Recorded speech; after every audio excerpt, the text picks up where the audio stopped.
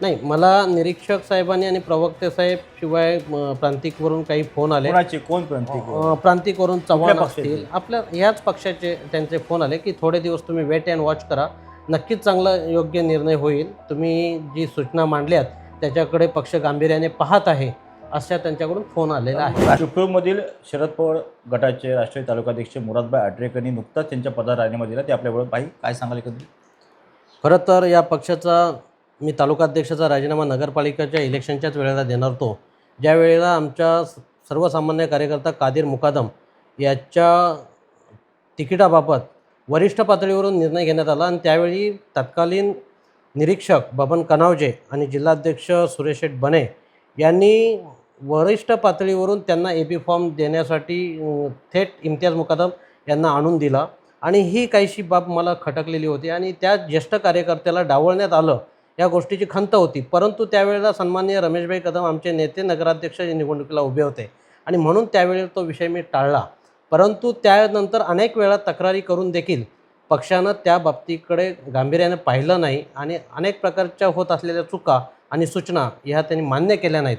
म्हणून या ठिकाणी आज थांबावंसं वाटतं. त्यावेळेचा सर्वस्वी निर्णय तुम्ही आता बबन कनावचे नाव घेतलं, पण त्यावेळेचा सर्वस्वी निर्णय माजी आमदार रमेशभाई कदमांचा होता. मग एबी फॉर्मचा विषय असा कसा पुढे येतो? त्यावेळेला सर्वस्वी निर्णय रमेशभाई कदम यांनी बाकीच्या सीटबद्दल घेतला होता.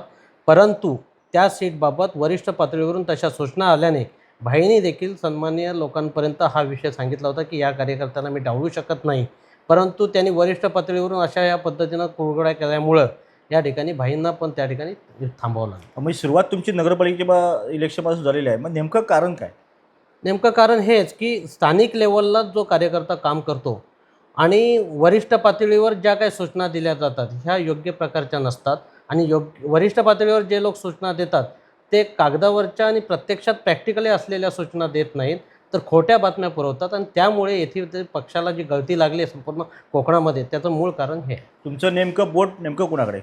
बबन कनावजे आणि जिल्हाध्यक्ष सुरेश बने यांच्याकडे. बबन कनावजे आज पक्ष सोडून गेले जरी असले तरी त्यांनी या ठिकाणी गटतट तयार केले आणि त्यांनी गटतटाला खतपाणी घातल्यामुळं ही परिस्थिती जिल्ह्यामध्ये उद्भवली. तुमच्याच पक्षामध्ये आता जे भाजपचे जिल्हाध्यक्ष प्रशांत यादव होते, त्यावेळी पक्षाला नवी उभारी दिसून आली होती, पण ते गेल्यानंतर गळती लागली असं म्हणायचं? नाही, जर का गळती लागली असती तर सन्माननीय आमदार शेखरजी निकम हे ज्यावेळी गेले त्याच्यानंतर जे त्यांच्यासोबत गेले त्याच्यानंतर जे पक्षाला मानणारे, पवारसाहेबांना मानणारे, पुरोगामी विचाराला मानणारे, तत्त्वाला मानणारी जी लोक आहेत ती आजही पक्षामध्ये आहेत. त्यांच्यासोबत गेलेला काही वर्ग जो आहे हा ठराविक वर्ग आहे, त्याने पक्षाची काही अशी मोठी हानी झालेली नाही. जिल्हाध्यक्षांनी मध्यंतरी एक भाषण केलं होते. भाषणामध्ये पालकमध्ये उदय सामंत होते. खालच्या स्तरावरती टीका केली, काय सांगाल? नाही, त्यांनी एक आमच्या कार्यकर्त्यांनी राजापूरच्या सन्माननीय सरचिटणीस यांनी एक त्या ठिकाणी प्रश्न उपस्थित केला. तर त्या ठिकाणी त्यांनी असं वक्तव्य केलं की उदय काय, किरण काय, त्यांचा बापही देखील आला तरी माझं काही वाकडं करू शकत नाही, असं गंभीर्यपूर्वक ज्यावेळी वार्तांकन केलं त्यावेळेला आमच्या एका दापोलीतल्या कार्यकर्त्याने या गोष्टीला आक्षेप घेतला की तुम्ही जरा व्यवस्थित बोला, काय तुम्ही जे बोलतायत ते काही कळतं का, अशा पद्धतीनं बोलले.